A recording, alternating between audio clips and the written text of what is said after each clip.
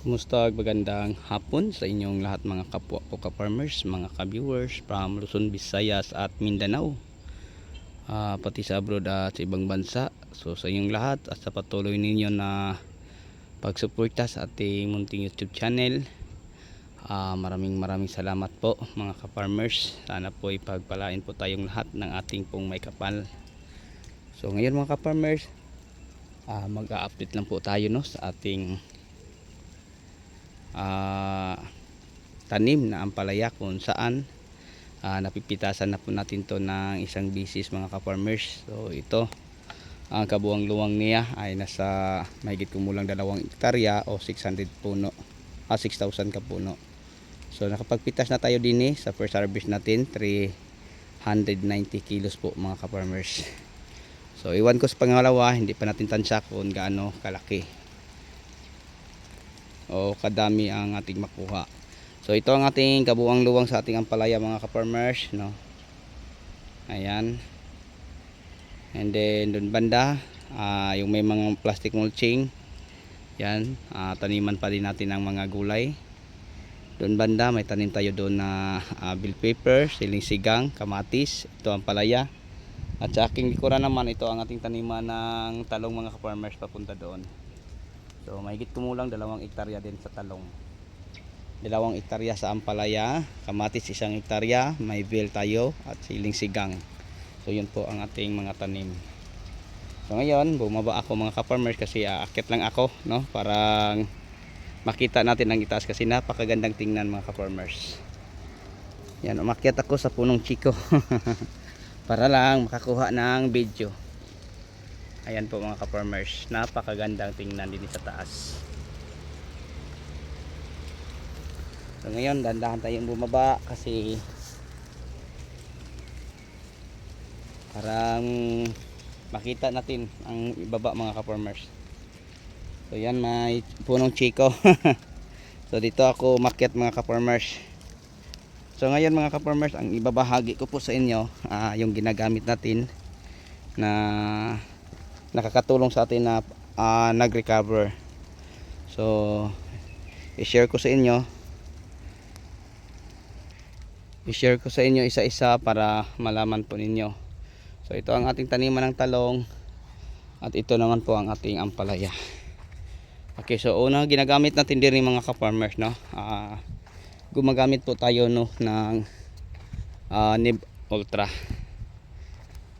Ayan mga ka-farmers, kasi kita natin na malapit mag 1 linggo ang ulan. May 4 na araw at 4 na gabi tuloy-tuloy ang ulan. Kaya nga ang ating ampalaya, eto, daming tubig. Puti na lang natuyo. So ngayon nagdilig na kami ng tubig. Saktong 1 linggo na mga ka-farmers ang init.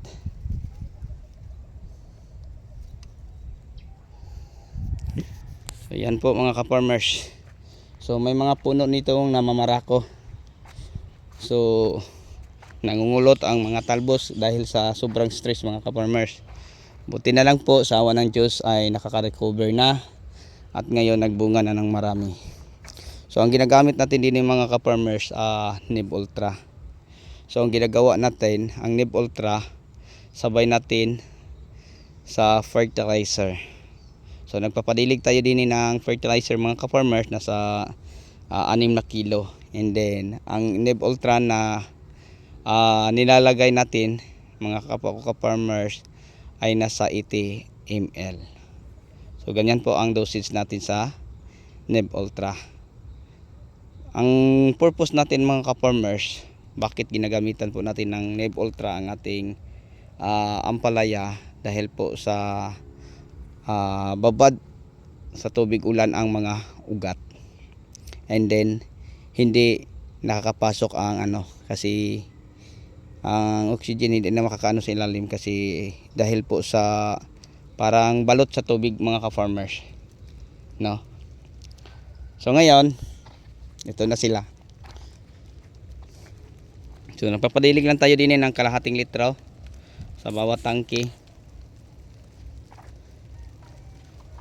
So kahit dilaw mga ka-farmers ang ilalim, dahil sa na-stress sila, akala ko parang talo na ako. Ayan mga ka-farmers, napakaganda na. And then nakapag-harvest na. Ayan, oh. Ayan, may mga bunga ng mga malalaki. So ang variety nito, mistisa to mga ka-farmers, oh. Isa, dalawa. Pwede na to i-harvest mga ka-farmers, oh, magkatabi, oh. Ayan. May mga bunga na. Ang iba'y maliit pa. So ito ang patunay ko sa inyo sa pag-recover niya. Yung mga talbos na parang magkasabay. And then mga malalaki na mga ka-farmers. Yan, tuwang-tuwa na ako. Tingnan niyo mga ka-farmers, oh. Yan. So abangan niyo sa susunod sa pangalawa nating harvest. So hindi ko pa masabi sa inyo na ang bunga ng ating ampalaya marami. Ang marami nito mga ka-farmers ang puno. So kahit kunti lang ang ating harvest, pa isa-isa lang, ang iba wala pa. Pag maipon dahil maraming puno, marami din mga ka-farmers. Ayan po, maganda. Ganyan sila kagandang tingnan. And then sa ating likuran ganun din mga ka-farmers. Yan. So naglakad ako papuntang Kubo Packing House. So yung nadilaw mga ka-farmers, yun po kasi na-stress sila. So yung na-stress na sila mga ka-farmers, doon naka ang yung punggos or pamamarako. So nangungulot. So buti na lang sa awa ng Diyos ay nakaka-recover. So yun lang ang dilaw, hanggang dyan lang siya mga ka-farmers. Hindi na yan aakyat kasi nagpapa-spray na po tayo din ng Ortibatap. So yung ginagamit natin, Nib Ultra lang, no? So yan. Ganyan nakaganda. Malalapad na uli ang kanilang mga dahon. At saka marami na ding malilit na bunga. Yan. Yun na ang ating makikita, no, sa mga linya. Napakaganda at napakakapal na. Natuwa na ako mga ka-farmers dahil sa recovery sa mga dahon o talbos. Yan, sobrang laki ng mga bunga mga ka-farmers, oh. Napakaganda. Yan ang tunay na mistisa. Yan. Napakaganda po, no? Sa isang puno meron din, oh. May mga kasunod na mga maliliit pa. Ayan mga ka-farmers, oh. So yung mga dilaw, hindi na tayo mabahala mga ka-farmers kasi yung na-stress siya sa tubig. Yan. Pero ang talbos, yan ang ating pag-asa na gumanda na uli. So bakit to siya ng mga ka-farmers naninilaw? Dahil ang ilalim po nito ay adobe. Ito mga ka-farmers ang ilalim, oh. Parang palanas, oh. Yun ang adobe. Yan. So hindi mag-absorb ang tubig ulan, no? Napakahirap. Kaya nga mga ka-farmers, ang ating ginagawa, hinahagis na lang natin ang lupa sa puno ng ating ampalaya. Ayan po. So dito banda, huli to na itanim, no? So yung kabila ang una. Ito huli to siya mga ka-farmers, kaya late siya ng tubo, no? Pero may mga bunga na ito pa isa-isang malalaki, oh. Yan, oh, silalim mo.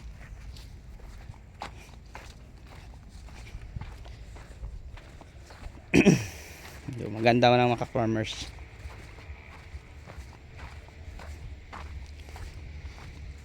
So ang sukat ulit sa Nib Ultra mga ka-farmers, 80 ml hanggang 100 ml.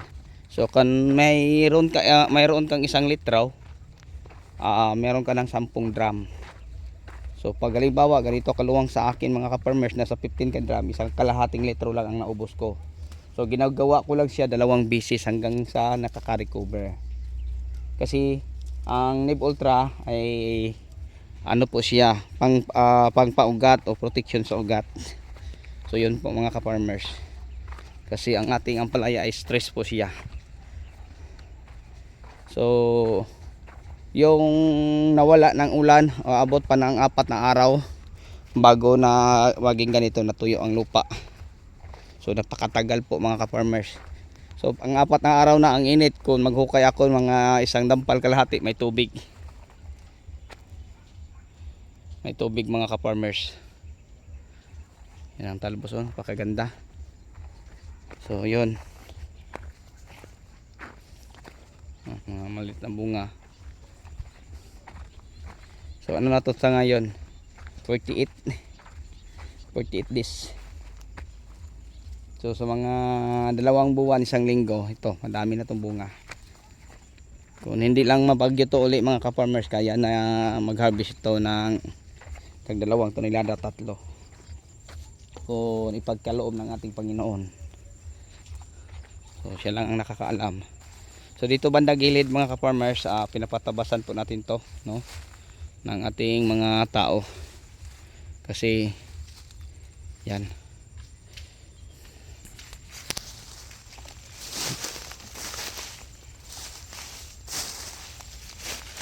so yun ang ating pinapagawa. Simula sila doon mga ka-farmers, gilid ng talungan, dito sa gilid ng taniman ng ampalaya, pinatabasan natin. Dahil ang ating ampalaya unti-unti na pong kumakapal, no. And then pag mag-spray tayo, may matataguan sila. Kaya simula sa ating gilid, simula dyan papunta din, napatabas tayo ng mga 4 o 5 metro, no. So mga 4 hanggang 5 metro mga ka-farmers. Kasi papadaanan natin to ng traktora. So ganito mga ka-farmers, so kakapal, hindi na to kaya sa aming tiller. Kasi lagpas tao na ito mga ka-farmers. And then napakatigas pa yan, lagpas tao na ang damo. Kaya yung mga tao natin nagtabas, nahirapan na po sila.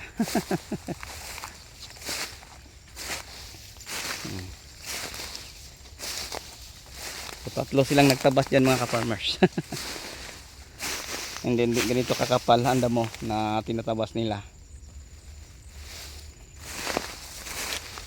So yun ang mga ka-farmers, 2 beses lang po natin ginagamitan ng NIP Ultra. And then nagpapa-spray lang po tayo dahil may tira tayong atal para sa mga nangungulot. Unang pinapa-spray natin binibia bago ang atal. And then nagpapadilig ng fertilizer na may sabay na NIP Ultra. So 2 beses lang ginagawa natin ang pagdilig ng fertilizer na may NIP Ultra. And then 1 beses sa binibia at saka follow up atal. So yun po mga ka-farmers ang ating ginagawa, kaya ay nakaka-recover na ng maayos ang ating ampalaya. So ngayon ganit yan sila. Tingnan, maganda na. Dami kaming poste din eh. Okay, so hanggang dito na lang po. Maraming salamat mga ka-farmers sa inyong panonood. So kung may mga katanungan man kayo o ipapagawang mga video, pwede niyo po i-comment, no, kung ano ang ipapagawa niyong video. So ganyan mga ka-farmers, ano ang tagda mo.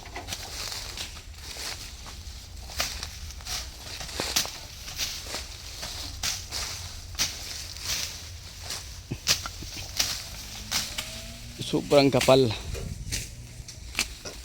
So yun ang ating area na hindi pa naararo.